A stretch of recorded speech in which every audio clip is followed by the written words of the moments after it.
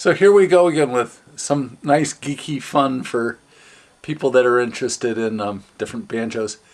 My friend David Oakes has come up with this very, very cool thing for me.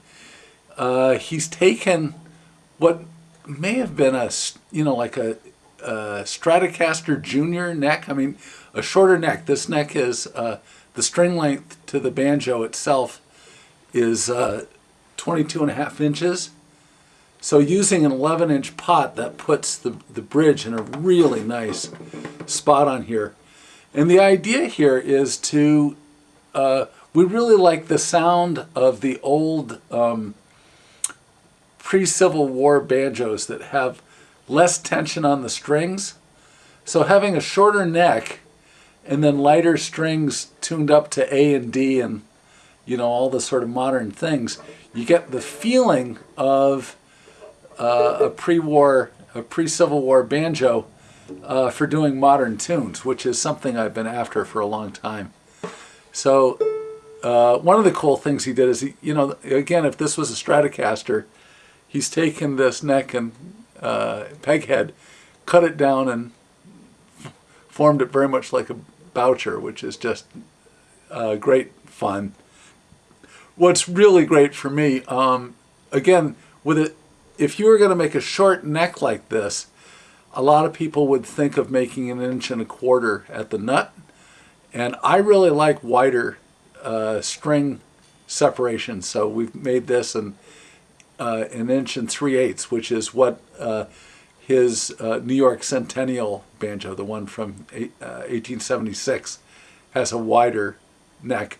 That's 1 3/8 inches by 25.5.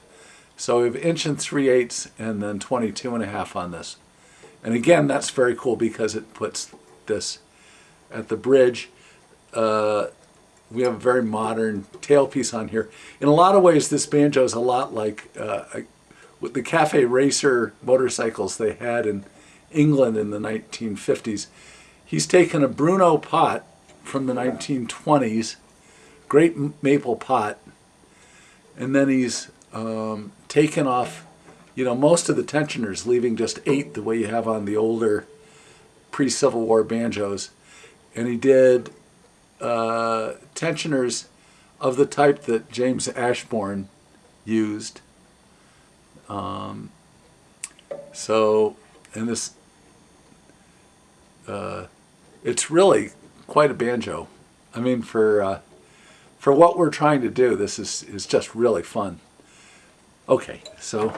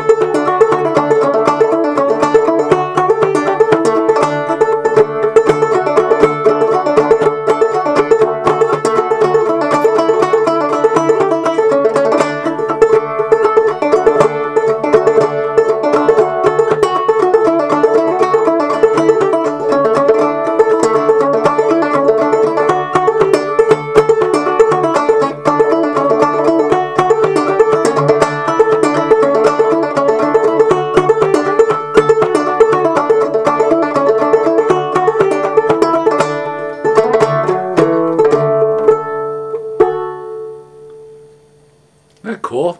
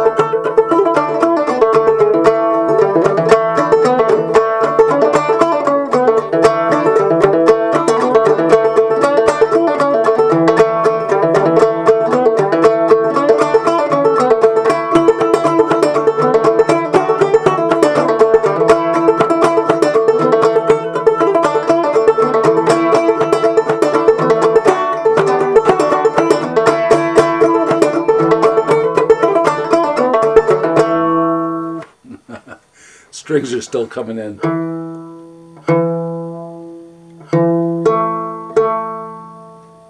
These are the pegs we had on the the Dobson silver bell, and I'm getting a new set of strings from new set of pegs from Stewart and McDonald, because no matter what we put these pegs on, they don't work very well. But isn't that fun? So I don't know if I'm going to try. Here's a question for tone. If I put a no knot on here, that'll put less tension on these strings. And there's something about having one of these things that pulls down behind the bridge. With this particular banjo, it's sort of fun having that. But I'm going to try a no knot just to see what it sounds like. But I couldn't be more pleased with what this thing does. The more geeky we get, the closer we're getting to things that I really, really am after trying.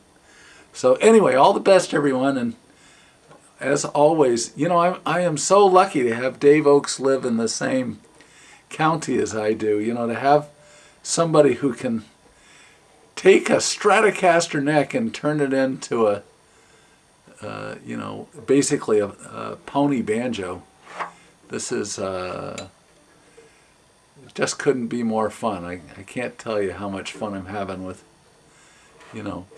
all of this started from, he made that wonderful, he made 2 James Ashbourne style banjos with, something like 27 or 28 inch string lengths, for playing way down at G and D, with the heavier strings. And I love the tone of those instruments so much, but I want to play modern jams with people, with something that works on that level. And, for a lot of my playing, it's really nice to have frets. So here we go. This is just a banjo. I've been waiting for getting something like this for a long time. Okay, all the best, everybody, and we'll talk to you soon.